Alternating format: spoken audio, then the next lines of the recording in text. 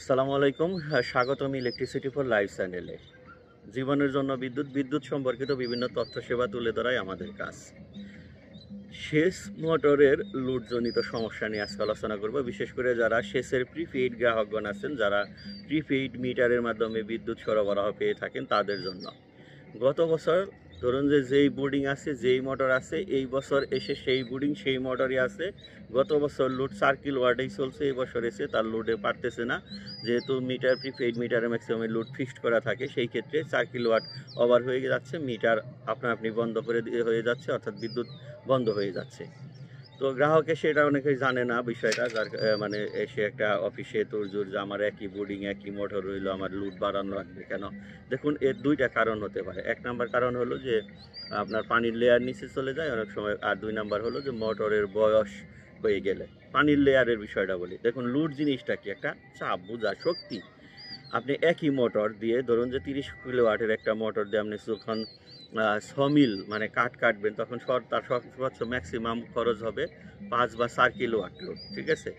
আর যখন ওইটা দিয়ে আবার রাইস মিলে ইউজ করবেন একই মোটর, মানে ধান ভাঙাবেন, তখন কিন্তু আপনাকে দেখা যাবে যে এটার লোড তখন প্রায় 20-21 কিলোওয়াট উঠে যাবে। তার মানে কাঠ কাটতে শক্তি কম লাগে, লোড কম। আর ধান আপনার ভাঙাতে শক্তি বেশি লাগে, লোড বেশি। তদ্রূপ পানির লেয়ার যখন গত বছর কম ছিল, তখন কিন্তু শক্তি কম লাগছে, ওই 4 কিলোওয়াট লোডেই হয়েছে। এই বছর এসে ধরুন কোনো কারণে পানির লেয়ার নিচে চলে গেছে, ঠিক আছে। তো সেই ক্ষেত্রে কিন্তু ওই শক্তিটা বেশির প্রয়োজন, যার কারণে লোডটা বেশি লাগতেছে। দুই নাম্বার দুই নাম্বার হলো যদি মোটরের বয়স পুরাতন হয়ে যায় বা মোটর অনেক সময় জ্বলে যায়, নতুন করে বাইন্ডিং নিয়ে আসা হয়। বাইন্ডিং করে নিয়ে আসলে বা মোটরের বয়স পুরাতন হলে ওইটার যে ইফিসিয়েন্সি এটা ঠিক থাকে না, ঠিক আছে। বিশেষ করে বাইন্ডিং করে নিয়ে আসলে সঠিক কপার দিয়ে বা সঠিকভাবে বাইন্ডিং করা হয় না, যার কারণে আপনার মোটর ধরুন যে 5 কিলোওয়াটের মানে 4 কিলোওয়াটের ছিল বা 5 এইচপি ছিল, ঠিক আছে, সেটা কিন্তু বাইন্ডিং করলে দেখা যায় 7-8 এইচপি হয়ে যায়, তখন সেই হিসাবে লোডের পরিমাণটাও বেড়ে যায় কিলোওয়াটের হিসাবে, ঠিক আছে। তো যার কারণে ওই লোডটাও বেড়ে যায়।